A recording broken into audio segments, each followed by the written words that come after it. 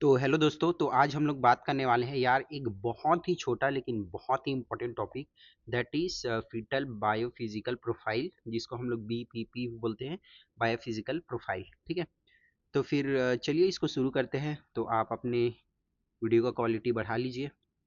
तो ये क्या होता है, फीटल बायोफिजिकल प्रोफाइल क्या होता है? तो इसमें सेवरल पैरामीटर्स हम लोग देखते हैं। ठीक है, अब BPP is done using ultrasonography of high predictive value.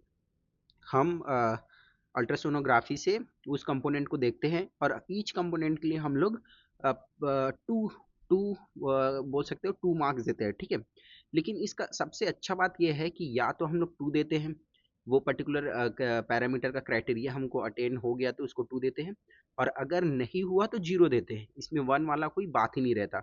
इसलिए इसमें टोटल हम लोग 5 पैरामीटर्स देखते हैं, जिसमें हम लोग को मैक्सी इसलिए हम लोग का मैक्सिमम स्कोर कितना हो जाएगा, 10 हो जाएगा, और मिनिमम स्कोर कितना हो जाएगा, 0 हो जाएगा। तो फिर इसका इंडिकेशन क्या क्या रहता है? इंडिकेशन आपसे पूछा जा सकता है।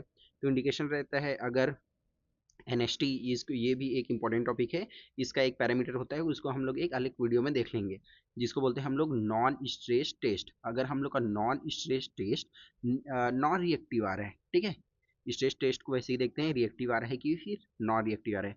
तो अगर हम लोग का एनएसटी नॉन रिएक्टिव आ रहा है, तब हम लोग को बीपीपी करना पड़ता है। अगर हाई रिस्क प्रेगनेंसी है तब हमको करना पड़ता है and test frequency after normal NST, ये सब के लिए। अब एक मॉडिफाइड बायोफिजिकल प्रोफाइल आया है, तो ये क्या होता है? तो ये हम लोग का कंसीडर करता है, अभी जो हम लोग देखते हैं वो कंसीडर करता है NST plus USG determine that amniotic fluid index.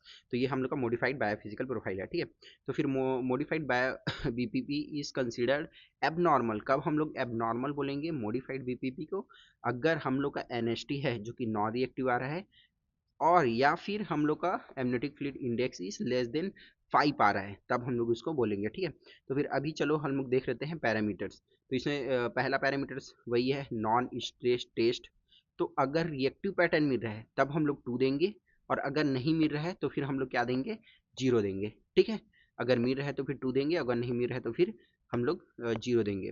Then next parameter हम लोग के पास है, वो है फीटल ब्रीदिंग का। ठीक है, अगर greater than equal to 1 episodes हमको मिल रहा है लास्टिंग फॉर 30 सेकेंड्स, तब हम लोग 2 देंगे, अगर ये नहीं मिल रहा है तो फिर 0 देंगे। देन ग्रॉस बॉडी मूवमेंट हम लोग देखेंगे, थर्ड पैरामीटर है हम लोग का ग्रॉस बॉडी मूवमेंट। अगर greater than equal to 3 digital body या फिर लिम्ब मूवमेंट मिल रहे हैं हमको, तब 2 देते हैं, अगर नहीं मिल रहे तो 0 देते हैं।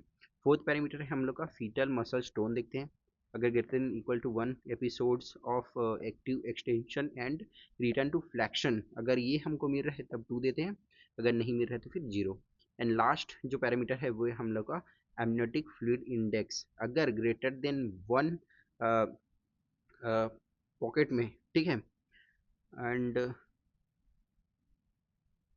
ठीक है, अगर ग्रेटर देन 1 पॉकेट में हम लोग का 20 मिनिमम है, या फिर 2 परपेंडिकुलर प्लेन में प्रेजेंट है।